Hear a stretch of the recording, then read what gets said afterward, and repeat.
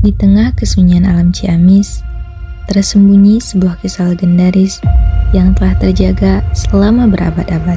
Situs budaya Ciungwanara di Karangkamulyan adalah saksi bisu dari sejarah dan mitologi yang membentuk identitas masyarakat Sunda. Karangkamulyan, sebuah desa kecil yang terletak di Kabupaten Ciamis, menjadi rumah bagi berbagai peninggalan arkeologis dan mitos tentang seorang pahlawan yang dikenal sebagai Ciungwanara.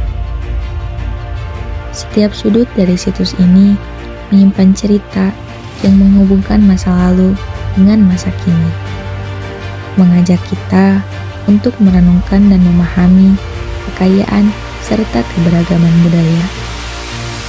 Pertama, ini yang disebut Pangcalikan. Nah, Pangcalikan itu dulunya bekas duduk atau singgasana raja. Di sini dulu bekas pusat pemerintahan kerajaan Galuh. Jadi ini kalau di kabupaten, ini bekas pendopo atau ruang musyawarah. Di dalam Pangcalikan terdapat batu putih berukuran 90 cm persegi. Dikatakan bahwa batu tersebut datang ke tempat itu dalam bentuk sinar atau cahaya. Setelah batu itu turun, tempat tersebut diberi nama Karangkamulyan, yang berarti pekarangan yang mulia.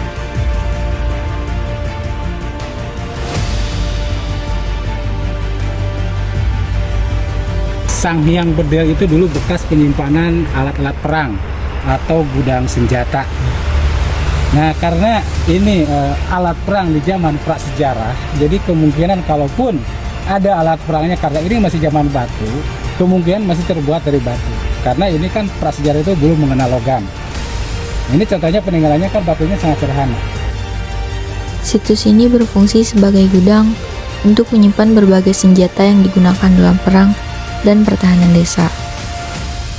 Tempat penyimpanan alat perang ini bukan hanya tempat menyimpan senjata, tapi juga sebagai pusat strategi dan perencanaan dalam menghadapi ancaman peperangan, sebab berdekatan dengan situs Sabung Hayam.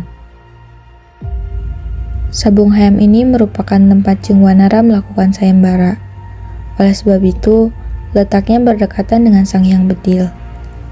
Karena dalam sayembara, sudah pasti banyak orang berkumpul, dan ditakutkan ketika sayembara tersebut berlangsung, terjadi keributan.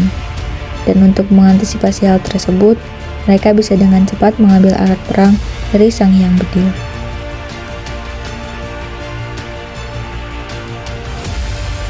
Lambang peribadatan, lambang bekas keagamaan atau tempat beribadah. Jadi kita melihatnya posisi peninggalannya.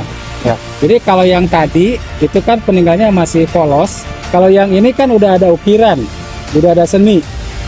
Nah, jadi ini kalau melihat dari versi-versi, ini kalau menurut versi para arkeolog ini udah masa Hindu.